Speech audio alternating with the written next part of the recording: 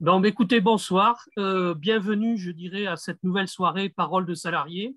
Après la soirée et les échanges avec les acteurs, je dirais, de la recherche d'une solution et d'une alternative sur la papeterie de Bègle, aujourd'hui, on a le plaisir ce soir d'accueillir Pierre Giacomini et Frédéric Mélier qui vont nous parler un petit peu des enjeux qui existent autour de l'espace aujourd'hui, et notamment de Ariane Espace, puisque Pierre est donc délégué CGT au comité central d'entreprise d'Ariane Espace. Et la soirée sera animée par Frédéric, qui est un des collaborateurs de la revue Économie et Politique. Je passe la parole peut-être à Frédéric d'abord, et puis ensuite on la passera à Pierre ou Pierre, comme vous voulez. Très rapidement, merci pour l'invitation. Je pense qu'on a besoin d'initiatives de ce type qui donnent la parole aux salariés, qui montrent au travers de l'activité des salariés, de leur activité syndicale, les enjeux de société qui sont derrière. Ça me paraît très important, notamment quand on veut se battre sur le fait que les salariés aient plus de pouvoir dans les entreprises. Je crois que c'est aussi important de montrer qu'il y a de la réflexion sur le devenir des entreprises, sur la place que peuvent prendre les salariés à l'intérieur et sur la place que les entreprises peuvent prendre à l'intérieur de la société, leurs objectifs sociaux qu'elles peuvent avoir. Et je crois qu'à chaque fois, quand on rencontre, en tout cas moi c'est mon expérience personnelle, à chaque fois je rencontre des salariés, je trouve que je suis épaté par la créativité qu'il peut y avoir des salariés qui s'organisent, parce que il n'y a pas d'effet magique, c'est l'organisation et le fait qu'on mette des intelligences en commun qui permettent souvent d'avoir de la créativité et des réponses concrètes à des enjeux de développement d'entreprise en lien avec les objectifs sociaux et environnementaux que les salariés se donnent. Voilà, donc très, très content de cette invitation et d'être avec Pierre ce soir. Je pense que peut-être qu'on peut commencer comme ces paroles de salariés. Que Pierre, tu te présentes un peu, tu présentes ton parcours de salarié et puis de militant jusqu'aux responsabilités que tu as aujourd'hui au sein de ton syndicat et de ton entreprise. Donc Pierre Giacomini, j'ai 62 ans bientôt. Tu les portes bien. C'est gentil. Je suis issu d'une éducation où j'ai passé mon CAP à 18 ans dans une école d'une entreprise nationalisée à l'époque, en 1976, qui était la SNECMA, Société nationale d'études et de construction de moteurs aéronautiques, qui permettait à des jeunes d'entrer dans ce monde prestigieux qui est la conquête de l'espace. Donc, beaucoup de jeunes s'y sont présentés. Il n'y avait que 60 personnes à prendre. J'ai été pris dans les 60, donc j'ai eu cette chance. Et puis, vite, dans cette entreprise qui est issue quand même d'une nationalisation après 1945, la vie syndicale, le monde ouvrier très uni a fait que rapidement, j'ai pris une carte syndicale à la CGT. En 1982, à 22 ans. Et puis déjà, on se posait avec les copains des questions sur l'avenir de la société, tellement les choses bougeaient après les élections de 1980, où le monde de gauche pensait avoir une nouvelle société. Et puis vite est arrivé 82 avec le blocage des salaires de l'époque. Et là, j'ai décidé de prendre ma carte à la CGT. Puis après, il y avait les injustices dans le monde du travail et surtout auprès d'une entreprise nationale qui était Renault à l'époque nationalisée, où justement il y avait la chasse aux sorcières sur les syndicalistes de la CGT. Et puis, mon parcours se faisant, j'ai pris ma décision d'adhérer au Parti communiste français. Alors, qui m'a été peut-être un peu facile parce que mon grand-père maternel était issu de la résistance, était aussi communiste, pas forcément dans l'industrie, il était coiffeur. Voilà un petit peu pour mon parcours. Puis bah, bien souvent, on sollicite des camarades pour prendre des responsabilités. J'ai vite pris un mandat de délégué du personnel de l'époque. Après, j'étais secrétaire du syndicat ouvrier de SNECMA à Évry-Corbeil dans l'Essonne. Et après, en 2000, je suis monté en région bordelaise. Voilà, bah, là aussi, il y avait un tout petit syndicat CGT où j'ai filé un coup de main et qui fait qu'aujourd'hui, bah, c'est le premier syndicat d'Ariane Group Le Haillon qui avant s'appelait donc Safran et qui avant s'appelait SEP pour les anciens. Voilà pour mon parcours. J'ai des responsabilités à la Fédération de la métallurgie CGT. J'anime un collectif justement sur le spatial. Au niveau politique, bah, je suis élu dans ma commune, Saint-Loubès. Je suis conseiller municipal dans l'opposition. Et puis, j'essaie de filer quelques coups de main par-ci, par-là, suivant mes disponibilités. Donc voilà, pour ce soir, déjà, je trouve que c'est intéressant d'avoir la possibilité de parler de ce que c'est l'industrie du spatial. Parce qu'aujourd'hui, le citoyen lambda voit ça comme un rêve. On va explorer notre monde solaire. Mais après, ça s'arrête là. Quels sont les enjeux derrière? Pourquoi aujourd'hui, l'humain essaie d'aller au-delà de la planète Terre? Alors, on peut découvrir le système solaire, mais certains derrière n'ont pas cette idée de développer la planète Terre. Mais c'est plutôt des envahisseurs de l'espace. Pierre, avant de rentrer peut-être dans les enjeux propres au spatial, est-ce que tu peux nous décrire rapidement, quels sont les salariés qui interviennent au sein d'Arianespace, c'est-à-dire quel corps de métier, voilà, les différents salariés qu'il peut y avoir au sein de l'entreprise, quoi. Déjà, une petite parenthèse, il faut resituer aujourd'hui l'industrie du spatial. Alors, autant dans le spatial, on a trois entités importantes. C'est Ariane Group, dont dans Ariane Group, il y a une filiale qui est Arianespace. C'est celle qui sert à commercialiser les lanceurs. On a la partie satellite et on a la partie recherche et aussi traitement des données, qui est le CNES, pour faire très court. Après, dans les salariés d'Ariane Group, c'est 7500 salariés en France, 8 établissements, et 60% ce sont des ingénieurs ECAR. Voilà. Là-dedans, on y construit la fusée Ariane, 5 aujourd'hui, 6 demain, et on y fabrique le grand débat, le missile stratégique de la défense nationale, le M51 équipé de têtes nucléaires, qui n'est pas toujours un débat facile en tant que citoyen qui se bat pour la paix. Mais après, il faut faire le lien, et c'est là où il faut qu'il y ait un débat qui s'approfondisse. Sur les salariés qui travaillent pour ce style d'engin. Je ne vais pas dire que c'est une arme, c'est plutôt un moyen de défense. Mais bon. Ce sont des salariés qui ont du savoir, des compétences, un emploi, qui font vivre l'économie locale, régionale, nationale.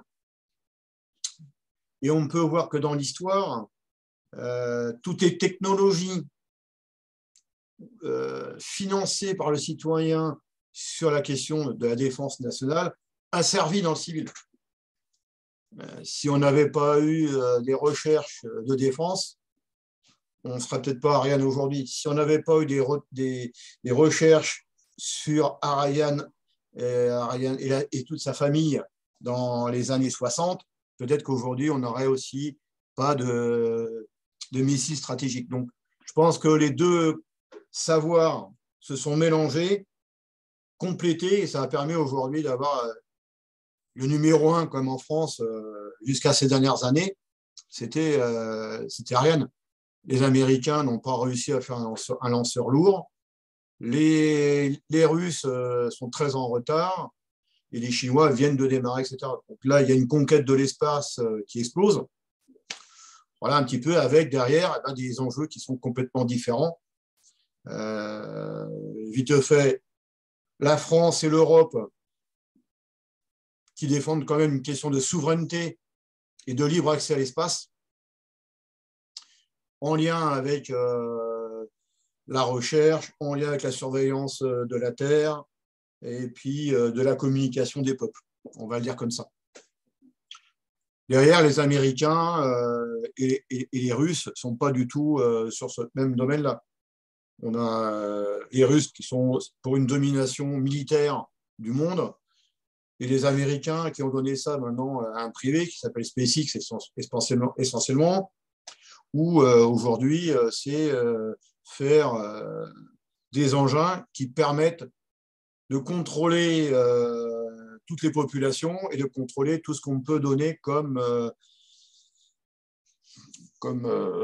technologie aujourd'hui existante. Quand je parle de technologie, aujourd'hui, on sait qu'on a des personnes qui sont connectées à 100%, même des bracelets médicaux qui, selon l'état de santé du salarié ou du citoyen, eh ben, le citoyen a une cotisation plus ou moins faible ou plus ou moins forte de sa sécurité sociale privée aux États-Unis. Voilà, donc on a aujourd'hui tout un système, on a un gars qui s'appelle Elon Musk qui à la fois fait des lanceurs, des satellites, des traitements de données et qui vend des services. Voilà. Et qui n'est pas des services de souveraineté. C'est bien pour exploiter tout ce qu'il peut exploiter. Et donc, ben aujourd'hui, ça ne lui suffit pas et il veut conquérir l'espace, coloniser l'espace, la Lune, Mars.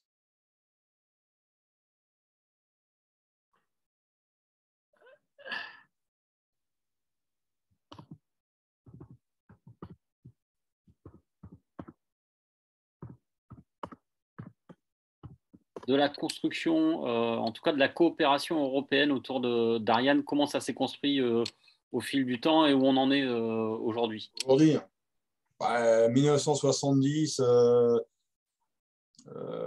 juste aux années 70, c'est le général de Gaulle qui avait créé le CNES, donc le centre de recherche, l'ONERA, qui est aussi un office national de recherche aéronautique et spatiale. Et voyant que pour aller plus loin, il y avait nécessité d'avoir une coopération, petit à petit, les États de la première Union européenne se sont mis dans le bain. Comme le premier, c'était l'Angleterre. Et puis petit à petit, ça s'est construit autour de l'Union européenne qui, elle aussi, s'est agrandie. Et puis certains sont devenus des acteurs majeurs, comme les Italiens, avec Avio, les Allemands aussi dans le même domaine, et qui a et donc maintenant plusieurs sociétés qui sont un peu éparpillées dans l'Europe, coopèrent à faire ce super lanceur qui est Ariane 5. Ce serait trop long de dire quels sont les noms et autres. Mais les acteurs majeurs aujourd'hui en Europe, c'est la France, l'Italie et puis l'Allemagne. Après, avec une histoire de contribution et de retour géographique à celui qui met le plus d'argent, entre guillemets, sur la table. Bon. Il y a aussi une évolution sur le sujet. Avant, on était vraiment dans une coopération. Aujourd'hui, c'est plutôt c'est celui qui a plus de fric qui veut récupérer les fabrications sur son territoire. Et donc, avec maintenant l'Allemagne qui veut essayer de faire des lanceurs seuls de son côté, des micro-lanceurs qui lui permettraient de lancer des petits satellites pour pouvoir gagner l'autonomie de leur voiture. Aujourd'hui, les constructeurs allemands souhaitent avoir des voitures quasiment autonomes et donc reliées à des satellites.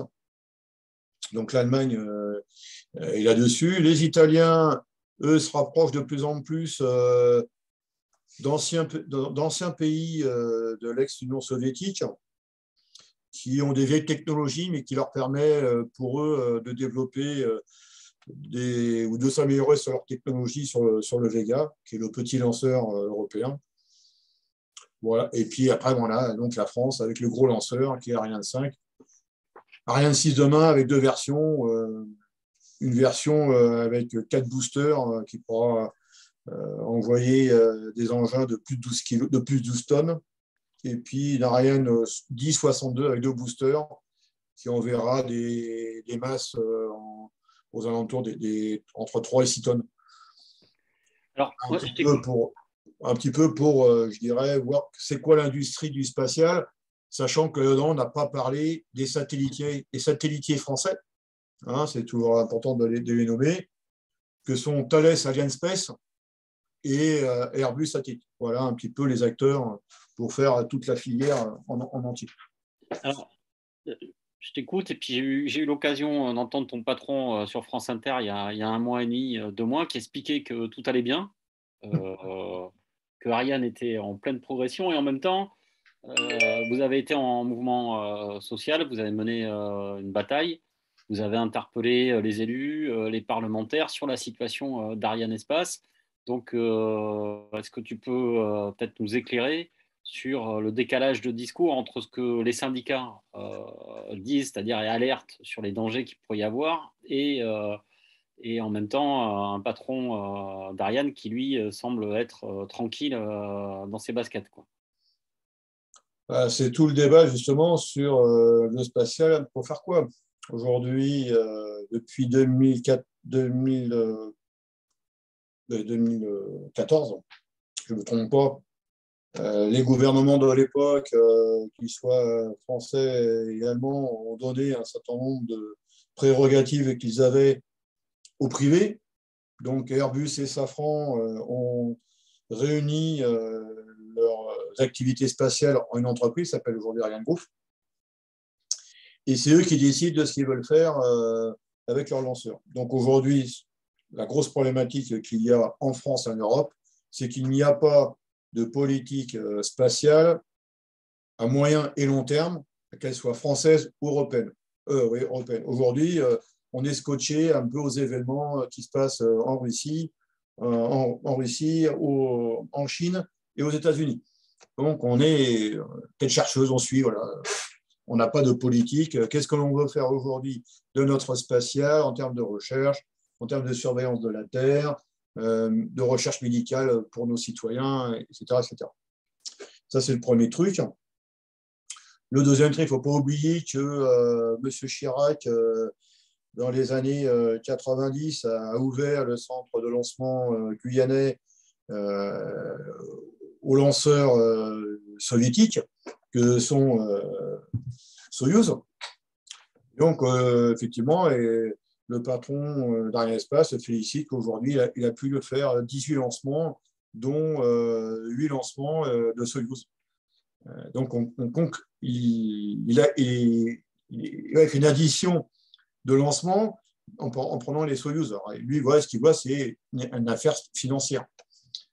Donc, l'interpellation des syndicats, il vient de la CGT et d'autres syndicats, il vient d'où? Il vient d'où qu'aujourd'hui, c'est qu'au nom d'une rentabilité qui n'a pas été atteinte suivant les objectifs de la direction d'Ariane Group, en 2018, on nous annonce une réduction des effectifs de 3500, de 2500 personnes, et qui est en gros plus d'un tiers des salariés, avec derrière tous les emplois induits, les questions de compétences, etc. Donc, sur l'idée, c'est qu'aujourd'hui, on devait faire de la rentabilité et qu'il fallait faire un lanceur qui puisse répondre à des clients privés et non à un client étatique. Donc, se pose la question, si on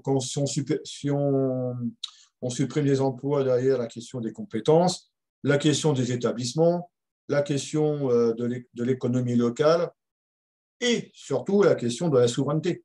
Parce qu'aujourd'hui, si on laisse faire le privé et les financiers, demain, tous nos lanceurs français et européens seront téléguidés, c'est qu'à le dire, par des financiers, par des boursiers, et qui feront la course comme le font les Américains, quitte à faire du tourisme spatial, etc.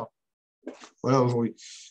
Donc l'inquiétude, elle est parmi l'ensemble du personnel, qu'il soit d'ailleurs aujourd'hui ingénieur ou qu'il soit ouvrier.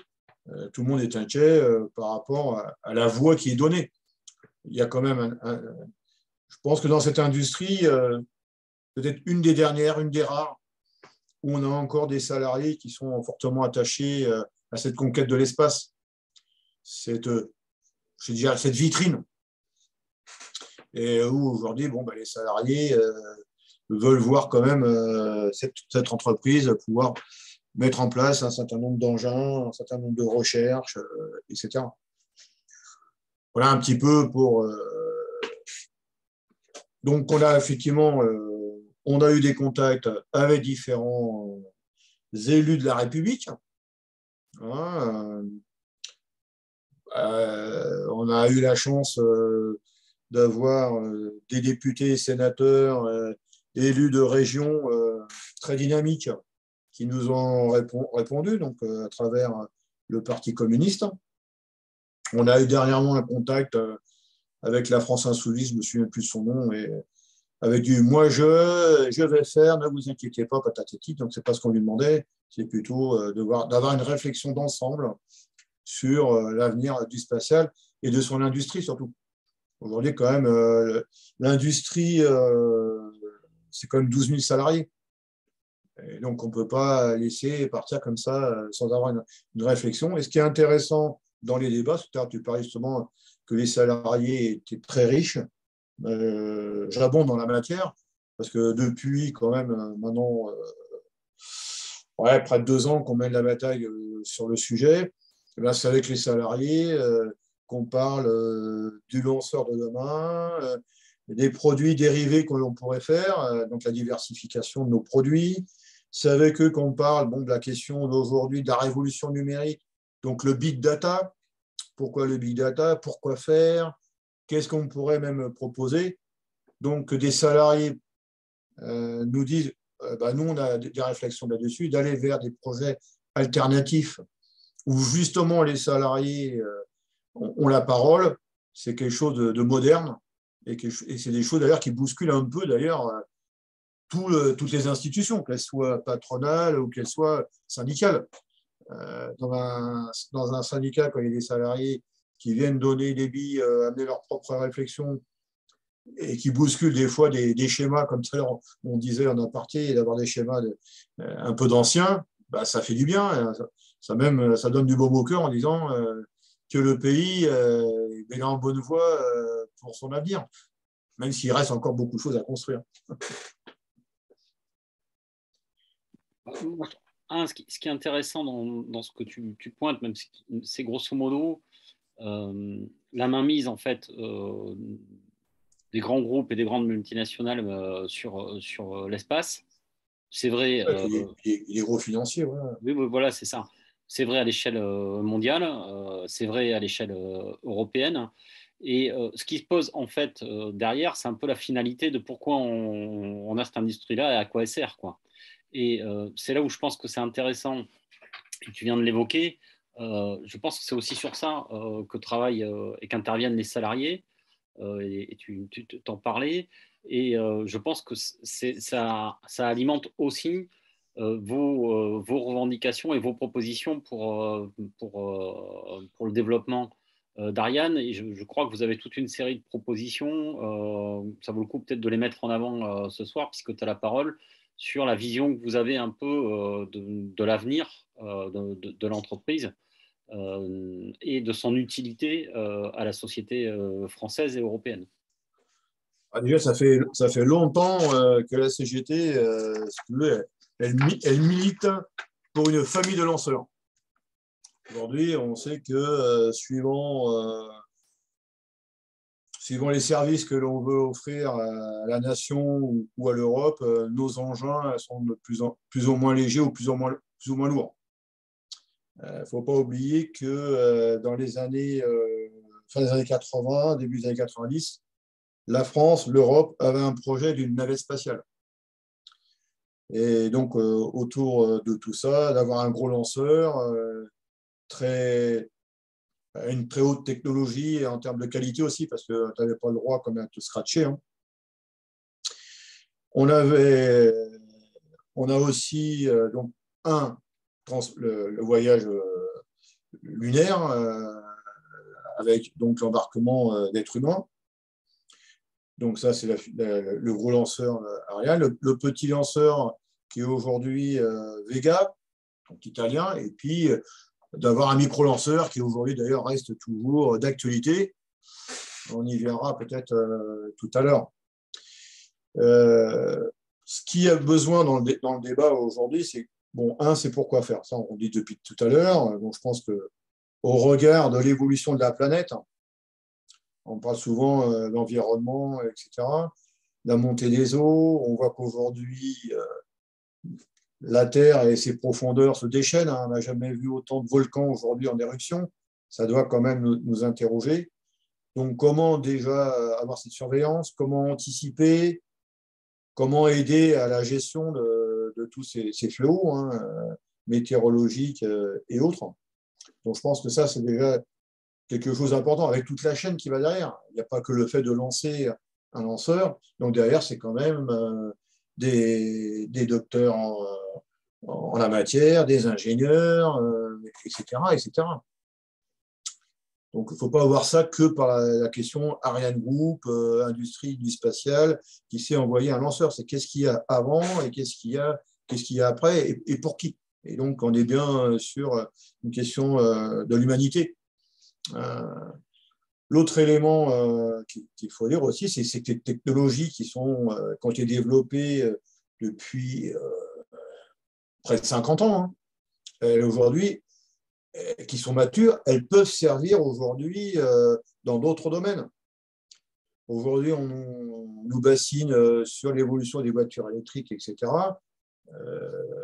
On a des expériences qui sont faites avec des matériaux particuliers pour alléger les voitures, tout ce qui est châssis, carrosserie. On peut également, derrière, avoir des moteurs moins polluants qui sont issus, pareil, de matériaux et autres. On en est pareil sur les trains. On parle souvent à la maison. J'ai mon gendre qui est cheminot et aujourd'hui qui me raconte que régulièrement, ils sont obligés de changer les bougies. Puis bon, que c'est pas facile, c'est usant pour le faire en termes physiques. Et on a des matériaux qui sont détenus par Ariane Group aujourd'hui à base de céramique, de carbone, qui ont fait preuve de robustesse en Formule 1, entre autres, qui pourraient être mis sur les TGV avec des essieux moins lourds et qui seraient quasiment garantis à vie, quoi. Voilà. Alors, certes, effectivement, après, qu'est-ce qui impacte? C'est il faut mettre de la recherche pour pouvoir faire en sorte que ces technos puissent aller dans le ferroviaire. C'est aussi derrière des questions financières. Et de suite, voilà, on est dans un système où dès qu'il nous faut investir et qu'on n'a pas un résultat dans l'année, tout de suite, c'est non. Mais on a la France, l'Europe, ses ingénieurs, ses salariés, ses docteurs en la matière détiennent tout un tas de savoirs qui pourraient servir la population dans plein de domaines. Pour avoir discuté avec toi, puis avec d'autres camarades syndicalistes du groupe, à plusieurs reprises dans les rencontres qu'on a pu avoir, les échanges, vous évoquiez le fait que la politique mise en place aujourd'hui au sein du groupe fait que pour nombre de salariés, que ce soit des ouvriers ou des ingénieurs, il y a une perte du sens en fait du travail au sein de l'entreprise. Est-ce que tu pourrais nous évoquer ça rapidement? Rapidement. Comment le prendre? C'est qu'on on revient sur cette logique financière. Aujourd'hui, le salarié qui a une mission dans l'entreprise, il souhaite la mener à bien. Et dire, voilà, j'ai une fiche de poste, j'ai telle mission, j'ai tel projet, donc je sais que je vais pouvoir le mener à bien, etc. Aujourd'hui, ces salariés-là, les salariés en général, n'ont pas moyen de mener à bien leur mission, que ce soit pour des raisons financières, pour des raisons de conditions de travail. Et on peut voir aujourd'hui qu'on a un certain nombre d'ingénieurs qui arrivent dans l'entreprise et qui, 3 ans après, s'en vont. Pourquoi? C'est qu'aujourd'hui, ils ont fait un tas d'études et ont une vision de la conquête de l'espace, des étoiles, la conquête des étoiles et compagnie, comme un rêve. Et quand on arrive dans la réalité du terrain, on arrive en fin de compte quasiment à revenir du taylorisme et de plus avoir sa propre innovation, sa propre liberté de pouvoir inventer ou essayer un certain nombre de choses, ça enlève ce rêve et ce réjouissement d'avoir dire je vais participer à la conquête spatiale, à pouvoir découvrir l'espace et puis mon univers solaire. Voilà un petit peu. Et après on pourra revenir sur les politiques aujourd'hui d'actualité que sont la future convention collective pour tous les métallurgistes du pays, où demain les diplômes ne seront plus reconnus. Donc, on va être payé au poste. Et là, ça va aussi, je dirais, bien ralentir les élans d'innovation. Je vais te poser une question, mais je sais qu'on est d'accord dessus. Mais en fait, quand je t'écoute, et on a eu l'occasion d'échanger dessus, il me semble, moi, et tu vas donner ton avis, mais pour redonner du sens aussi et de l'enthousiasme aux salariés sur ce qu'ils font, il faut d'une part leur redonner une finalité collective, mais il y a peut-être besoin que eux-mêmes ils participent en fait, ils participent à la définition de cette finalité. Alors j'ai envie de dire peut-être pas eux uniquement, hein, c'est-à-dire que ça doit se travailler avec la représentation nationale, avec nos services publics, mais je pense que dans ce que tu dis, on doit se poser de plus en plus fort, mais c'est vrai à Ariane, mais dans d'autres grandes entreprises, le fait de donner plus de pouvoir aux salariés au sein de l'entreprise. Comment toi, tu sens les choses sur cette question-là, quoi? Moi, je serais pour que, au sein des institutions représentatives du personnel, on puisse créer des commissions où les salariés puissent venir émettre un certain nombre de projets. Bonsoir, mademoiselle.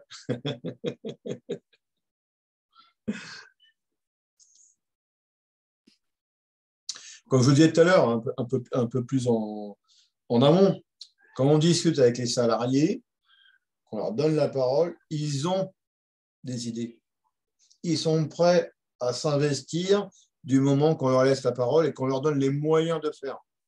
Si c'est pour dire, ben non, mais nous, dans mon groupe, qu'il soit politique, ou syndical ou autre, c'est nous qui détenons la vérité et on sait comment il faut faire, on est cramé. Alors qu'aujourd'hui, on a des jeunes qui ont plein d'idées. Des fois, il faut canaliser, mais c'est très intéressant. Et je pense que la richesse de notre pays, entre autres, dans un pays démocratique, c'est de permettre à des groupes de salariés de pouvoir s'exprimer. Donc, je pense qu'au sein, il y a peut-être aussi la notion, comme alors des fois, pas toujours parler du passé, mais dans le passé, et encore très peu aujourd'hui, dans les conseils d'administration, il y avait des représentants du personnel. Je pense qu'il faut continuer à mener une bataille pour qu'au sein des CSE aujourd'hui, des conseils d'administration, on ait de plus en plus de représentants des salariés d'hommes et de femmes qui ont un quotidien, qui se lèvent le matin à 5 heures pour aller bosser, des problématiques de transport, de garde d'enfants, etc., etc., des hommes et des femmes qui travaillent la nuit, même dans l'industrie, hein, etc., etc., donc avec toutes les répercussions sur l'être humain. La question, après, derrière, de réduire le temps de travail aussi. La question du salaire. Là, aujourd'hui, on voit une inflation qui s'envole.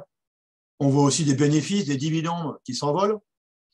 Et d'autre côté, on a des salariés qui, la fin de mois, commencent des fois le 15 ou même avant. Voilà.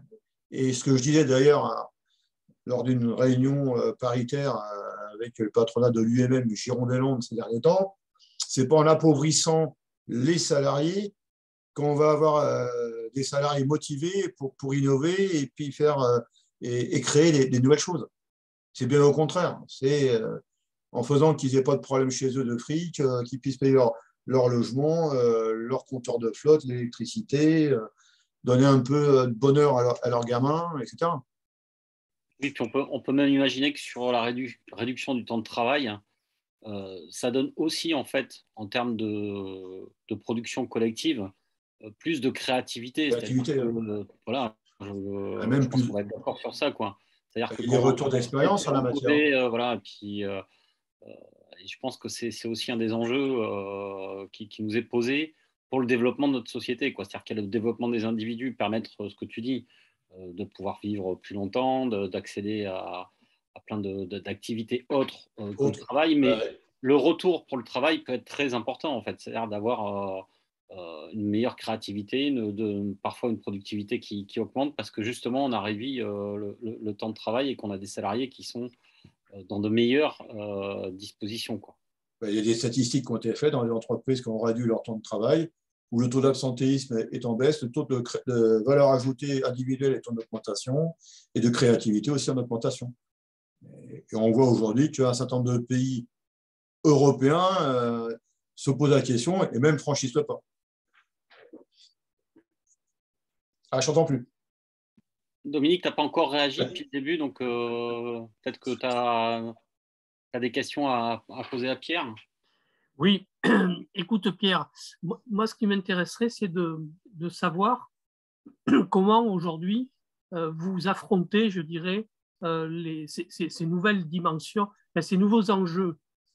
Comment les salariés et les salariés organisés, notamment à la CGT, si tu veux, se projettent, est-ce qu'ils se projettent un peu dans l'avenir? Est-ce qu'ils sont passés, je dirais, de la posture défensive à une posture un peu plus offensive, si tu veux, sur les enjeux qui les concernent? Quel est ton ressenti par rapport à ça? Je dis ça parce que Dis-moi. dans mon propre secteur d'activité, j'ai eu à connaître ce genre de situation, ce genre d'évolution. Si tu veux, c'est que c'est un peu contrasté, ce que je vais dire. C'est ce que j'ai dit tout à l'heure, c'est qu'on a des salariés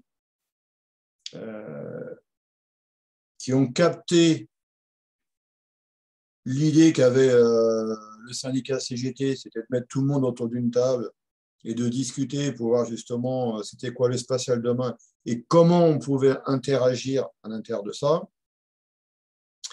avec toute une dynamique qu'on a mis en place, surtout auprès des élus et autres. Et aujourd'hui, on en est, si tu veux, on est dans une période d'élection politique. Et on a eu tout un tas d'annonces qui ont été faites par le pouvoir en place et puis même, je dirais, la direction de l'entreprise. En disant, bon, côté gouvernement, le plan de relance, on va prendre du pognon pour mettre sur le spatial. On parle d'hydrogène, donc on a un établissement qui a un retour d'expérience important dans l'hydrogène qui est à Vermont. On va y investir du pognon. On va créer une start-up qui sera filiale de la maison mère pour développer un micro-lanceur.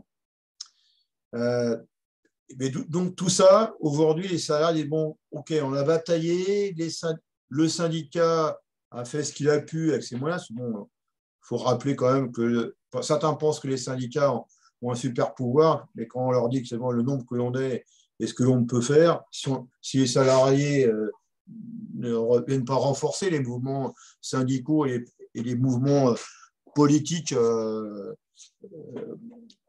ce pays, les syndicats et puis les partis politiques progressistes, hein, on risquera d'être en panne. Donc, si tu veux, c'est qu'aujourd'hui, les salariés ont vu ces annonces et qu'à l'heure actuelle, là où on parle, aujourd'hui, ils ne le voient pas, il n'y a pas de concret, il n'y a pas d'annonce concrète, il n'y a pas de choses visibles dans leur quotidien. Donc là, il y a une période un petit peu d'attentisme pour voir s'il faut rebondir, pas rebondir. Voilà. Et puis bon, il y a aussi la pandémie il ne faut pas oublier. Souvent dans nos débats, on a tendance un petit peu, c'est vrai, à se focaliser, dire bon là, ma passion c'est le spatial, mais il y a la question de la pandémie où aujourd'hui on fait venir des salariés au travail dans des conditions difficiles et de l'inquiétude forte. On dit, tiens, je suis dans un service, on dit 10, 15, 20.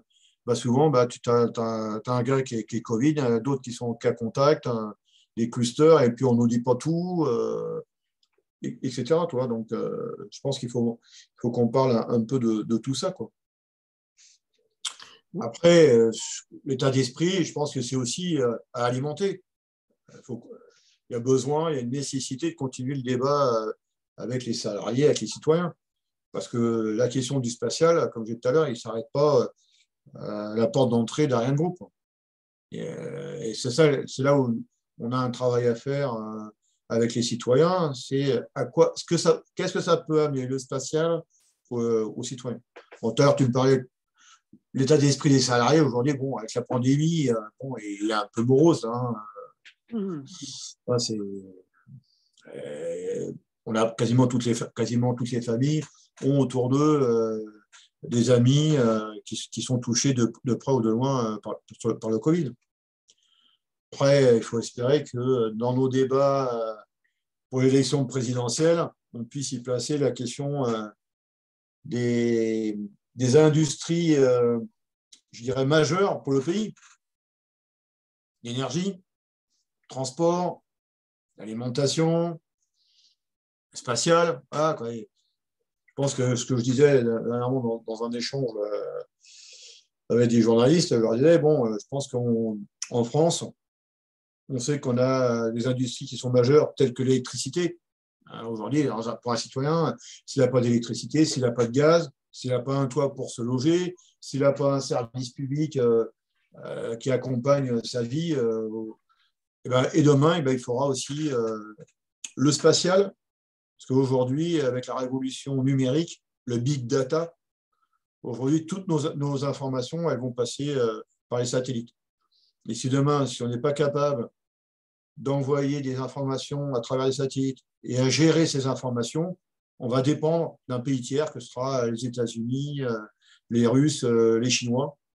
Et donc, avec tous les dangers que ça peut avoir, est-ce qu'on voit que nos codes bancaires, nos codes de la bourse, de nos économies, de notre sécurité sociale sont entre les mains de riches, de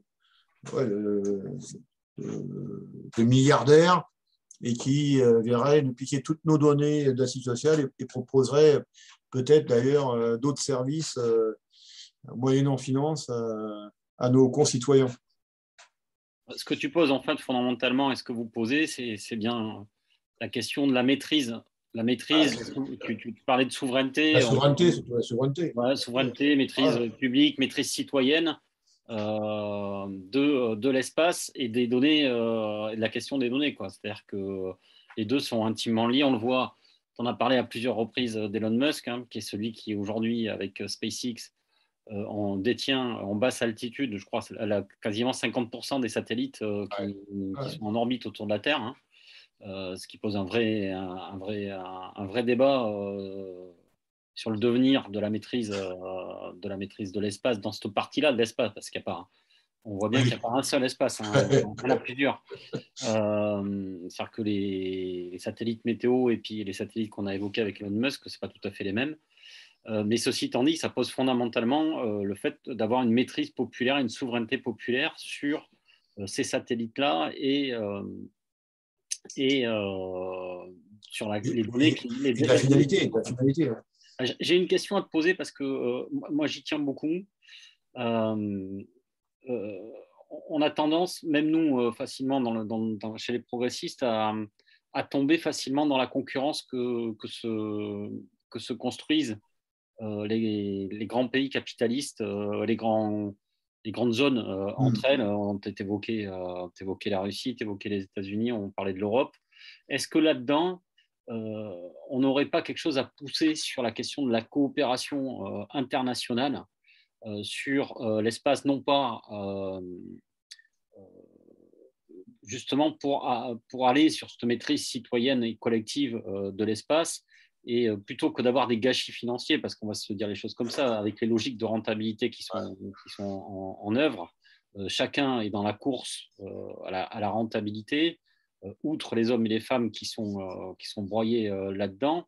il y a aussi d'immenses gâchis financiers qui se font jour quotidiennement. Et en fait, la coopération sans doute internationale entre les zones mondiales serait sans doute plus efficace que ce qu'on voit aujourd'hui dans la concurrence telle qu'elle se construise. Donc, c'est un peu pour avoir ton avis sur cette question. Moi, là-dessus, j'ai lu pas mal de choses là, ces derniers temps, et ce qui m'interpelle, c'est qu'on a un vieil accord international sur l'espace qui date des années 70 et qui n'a jamais été rediscuté officiellement avec soit un nouveau texte ou soit des avenants. Je pense qu'aujourd'hui, la société, le monde a bougé. On n'est plus dans le cadre du temps de la guerre froide. On combat tout ce qui est guerre. On est plutôt justement pour que les peuples puissent échanger leur culture, leur savoir, etc. Donc je pense que sur le sujet, il faudrait que diplomatiquement, au niveau de la diplomatie française, européenne et mondiale, on arrive à limiter déjà toute l'expansion qu'aujourd'hui que font les milliardaires. Parce qu'on a parlé essentiellement d'Elon Musk, mais il y en a d'autres. Jeff Bezos, je ne vais pas tous les citer. Donc c'est aujourd'hui les États, les diplomates laissent faire. Demain, l'espace, on ne pourra même plus y aller. Et je lisais dernièrement un article d'ingénieurs, de docteurs qui travaillent au CNES et qui disait que tous nos débris qu'il y a autour de la Terre et ceux à venir, plus toute la population, tout ce qu'on est en train de coloniser l'espace, demain on ne pourra même plus lancer un engin parce qu'il y aura tellement d'objets autour de la Terre et que c'est un risque, et un risque donc pour le climat derrière. Et donc là-dessus, on ne peut pas, que ce soit un citoyen lambda ou que ce soit un diplomate, homme politique ou autre, il ne peut pas être insensible à ça, de voir que sous 50 ans ou même moins, la Terre pourrait devenir et revoir son ère glaciaire et autres. Et ça quand même doit nous interroger, le dérèglement climatique aujourd'hui. Je pense qu'il y a une action politique, certes, mais il y a une action citoyenne. Aujourd'hui, on parle beaucoup d'environnement, on parle beaucoup d'écologie, mais à travers des partis politiques, écologie, les Verts, etc. Je pense qu'aujourd'hui, la question de l'avenir de la planète, elle est entre les mains de tous les citoyens. Et je pense que ça soit bien d'ailleurs, c'est bien d'ailleurs que notre parti politique en parle de plus en plus, que ce soit à travers le service public et puis à travers nos énergies, à travers aussi la citoyenneté. On ne peut pas laisser faire n'importe quoi à n'importe qui, quoi. Voilà un petit peu quelques réflexions sur le sujet en faisant assez rapidement. Merci. Domi ? Oui, peut-être une réflexion supplémentaire. Moi, je sens bien là, que dans ce secteur-là, comme d'ailleurs dans l'enseignement supérieur et la recherche, on a un problème de justification d'utilité sociale à l'égard de la population pour pouvoir continuer à développer ces secteurs d'activité.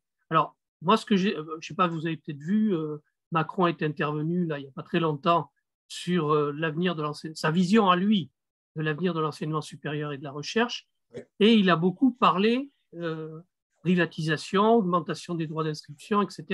C'est-à-dire un changement complet, je dirais, du modèle d'organisation du service public enseignement supérieur tel qu'il était. Vous êtes aussi dans un service public, c'est-à-dire que c'est quand même pour l'essentiel encore aujourd'hui les États, oui ou non, qui financent pour partie, je dirais, les activités. Et moi, la question que je me pose, c'est qu'évidemment, quand on voit la forme développée aux États-Unis et le rôle que jouent les GAFAM, que tu as évoqué tout à l'heure, ces milliardaires qui ont accumulé des fortunes tellement colossales qu'ils ne savent plus, ou en tout cas, ils cherchent des créneaux d'investissement et dans des objets qui n'ont qui semble ne plus avoir de lien, je dirais, avec les besoins identifiés des populations.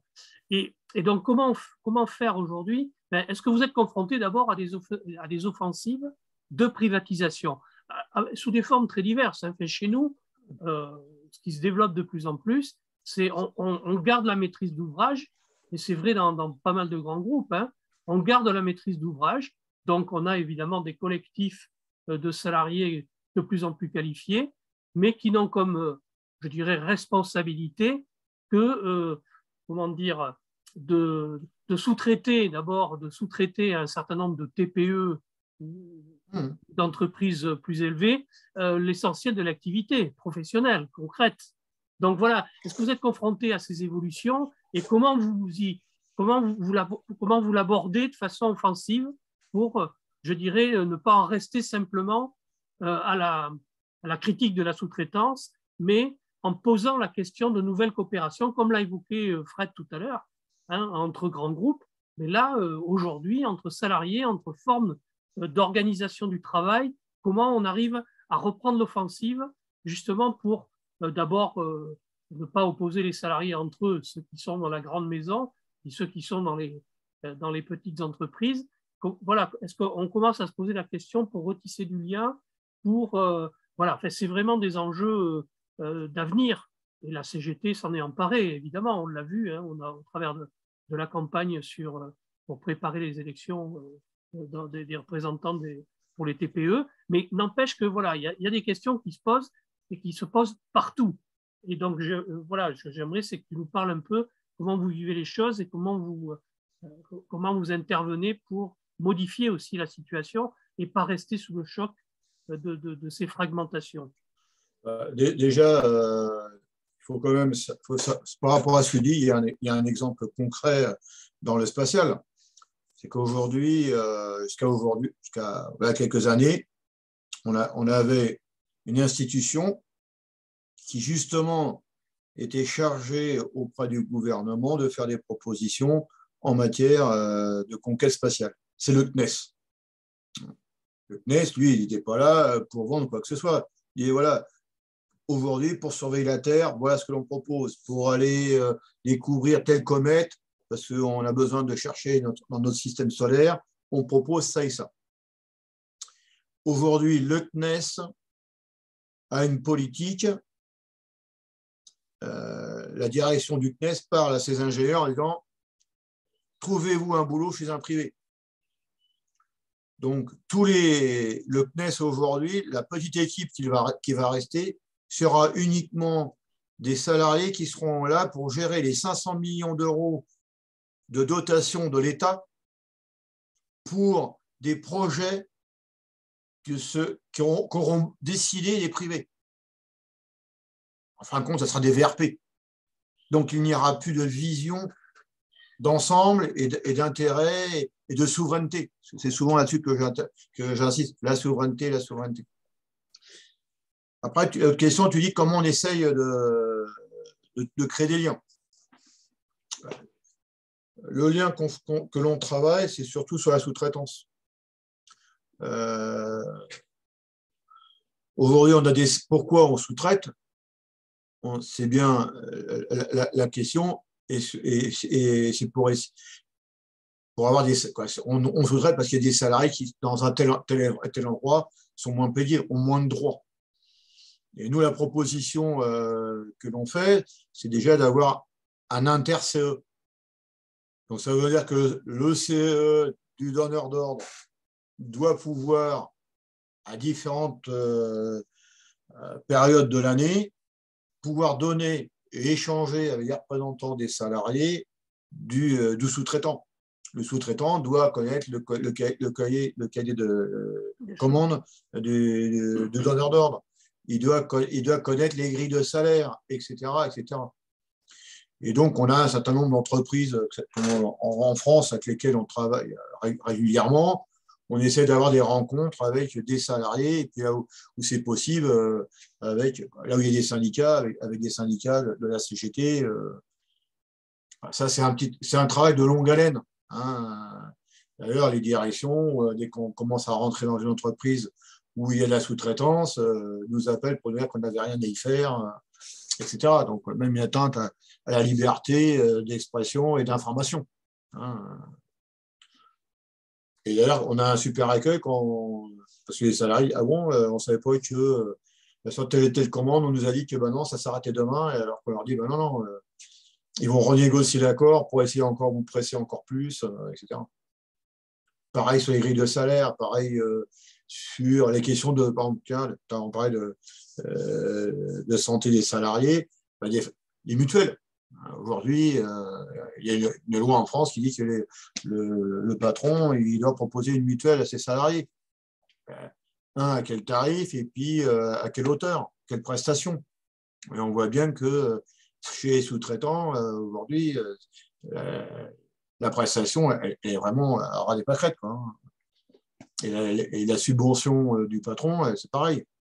Donc on voit il y a des choses à faire, alors que des grands groupes, si je prends un grand groupe, rien de groupe qui est détenu par Airbus et Safran, qui dégage des milliards, et qui, comme ils ont de l'argent, se payent des services entiers de juristes pour aller chercher du crédit d'impôt, recherche, du crédit d'impôt, compétitivité, pour gagner des exonérations de cotisations sociales, pour obtenir des exonérations de taxes, etc. Ces grands groupes, aujourd'hui, ils ne payent plus 30% d'impôts.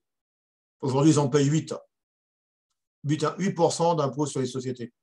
Que par contre, la petite TPE ou PME n'a pas tous ces services juridiques, même ne connaît des fois pas toutes les lois, eux, ils payent 30%.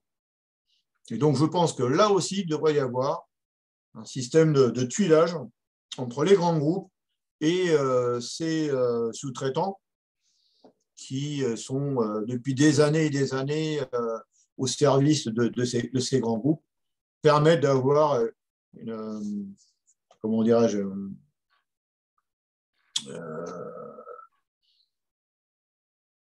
un aliment fiscal, comment dirais-je, faudrait trouver j'arrive pas à trouver le terme, qui permettent que le grand groupe, lui, effectivement, il paye ses 30%, et peut-être que le taux d'imposition sur les petites boîtes, elles soit moindre. Et qui est une bascule de fric d'une caisse à une autre. Ouais. Il y a des trucs, je pense, à imaginer dans le système d'aujourd'hui. On ne peut pas laisser les records des dividendes, là, c'est horrible. C'est même monstrueux, quoi. Quand le salarié qui va bosser pour 1000 balles par mois, dont plus de la moitié est bouffée par son logement, et qui voit ces sommes astronomiques. Donc je pense qu'il devrait y avoir une caisse commune où le donneur d'ordre met un peu plus de pognon et que le sous-traitant, lui, c'est un certain terme de solidarité financière. Comme on peut l'appeler, voilà. Mais moi, je suis outré que les grosses boîtes, Airbus, Safran, ne payent que 8% d'impôts sur les entreprises. Parce qu'ils ont obtenu telle remise, telle ceci, telle cela. Et que le petit sous-traitant du coin, effectivement, il n'a même pas de vision à un mois, et puis les salariés en subissent toutes les conséquences. Hein.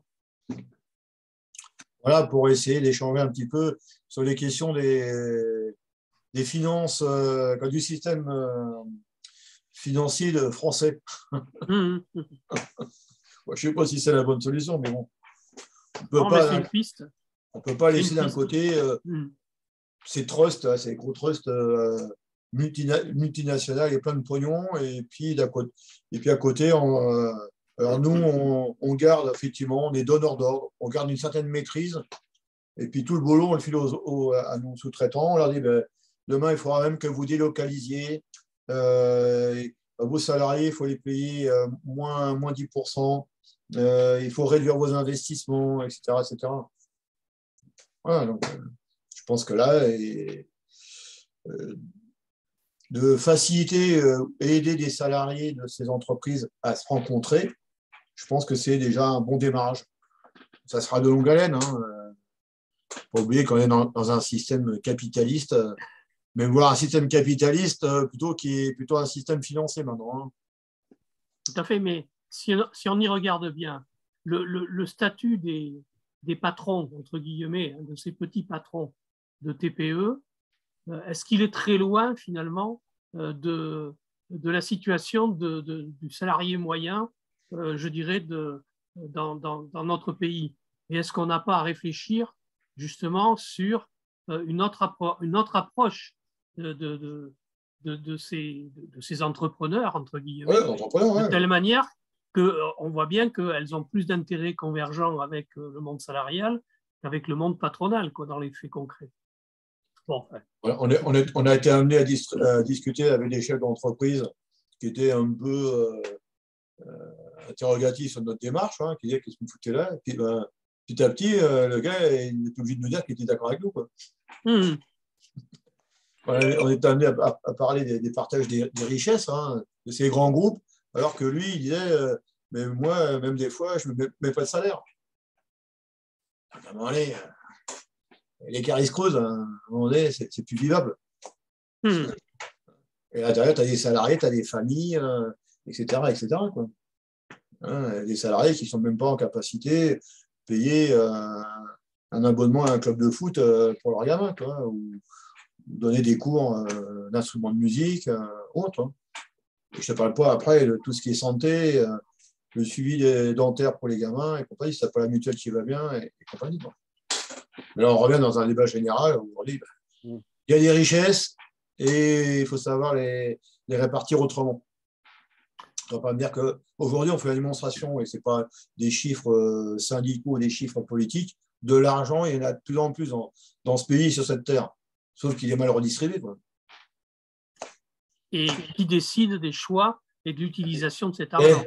Exactement. C'est quand même une grande question. Tu as des salariés qui me disent j'ai payé tant d'impôts. J'ai dit des fois, il ne faut pas prendre la discussion par tu as payé ton impôt. Si tu payes des impôts, déjà, c'est que tu as un travail, tu as un salaire, mais c'est surtout à quoi il sert. Est-ce qu'il sert à la guerre ou est-ce qu'il sert aux hôpitaux? Par exemple. C'est là qu'il faut se poser la question. Et qui prend ces décisions-là? Aujourd'hui, il est plus décidé par quelques-uns que par les élus du peuple. Donc là-dedans, notre candidat, Fabien Roussel, il a quelques propositions en la matière qu'il faut qu'on fasse un peu plus connaître, de mon point de vue. Une très bonne campagne, Fabien. C'est ça qui nous doit nous motiver. En plus, ça fait plaisir d'avoir un candidat dynamique, donc ça aide aussi à aller au charbon. Et tu as des échos un peu à la veille de ces élections présidentielles et législatives, de la manière dont les salariés se positionnent, ou ne se positionnent pas d'ailleurs, parce que c'est peut-être pas si facile que ça de discuter. Quand tu as un débat politique avec les salariés, les citoyens, il faut prendre tous les citoyens, les gens ouvrent les yeux, mais quand il n'y a pas de débat et autres, toi, je vois, dimanche, j'avais des amis à la maison, là, dont un jeune qui avait une vingtaine d'années, et lui, la première chose qui m'apparaît, c'est Zemmour. Quoi, tu vois. Ouais, donc, il y a beaucoup de choses à dire et à faire. Et, tous les repères qu'on ne donne plus dans les écoles aujourd'hui, quand ils arrivent dans le monde, dans cette grande jungle, si tu n'as pas quelques citoyens pour recanaliser, pour dire d'où il vient, pour savoir où il va, on est mal barré. Donc, le rôle des militants politiques et des militants syndicaux, c'est aussi faire de l'éducation. Malheureusement, rappeler pourquoi aujourd'hui on est là. Pourquoi il y a eu ces réseaux de résistance qui sont mis en place pendant la dernière guerre, comment ils ont été unifiés, comment ils ont coopéré. Ouais. Et ce n'est pas M. Zemmour, là, et sa clique, qui va arranger tout ça, quoi. Eux, ils sont plutôt justement pour que les gens s'affrontent entre eux. Voilà, Dominique. Écoute, merci Pierre, hein, de toute façon. Vas-y, Fred. Non, je remercie Pierre. Très bien. Merci, Fred. Écoutez, si vous en êtes d'accord, on va s'arrêter peut-être ce soir et puis on continuera à réfléchir. Si vous avez des propositions, d'ailleurs, n'hésitez pas, je dirais, de camarades ou de militants engagés dans le monde du travail qui pourrait nous apporter à la réflexion collective. Espace Marx est disponible et on a un travail fructueux avec Fred et on peut peut-être arriver à avoir des réunions et des rencontres régulières avec des salariés d'entreprises publiques ou privées de telle manière que d'abord on partage des expériences et puis on essaye de faire avancer ou de reconstruire une certaine conscience de classe, bien sûr avec un regard, je dirais, actualisé et moderne, quoi. Il y a les fonderies, je t'en avais parlé, les fonderies du Poitou. Oui, mais ça pourrait être la prochaine rencontre au mois de février. Il faudra qu'on voit une date et puis qu'on prenne les contacts. Écoutez, merci beaucoup. Merci beaucoup, Dominique. Bonne soirée à tous les deux et à très très bientôt, j'espère. Ouais, au plaisir. Et bonne lutte et bon combat politique. Merci. Merci. Bon, est-ce qu'il a coupé l'enregistrement ?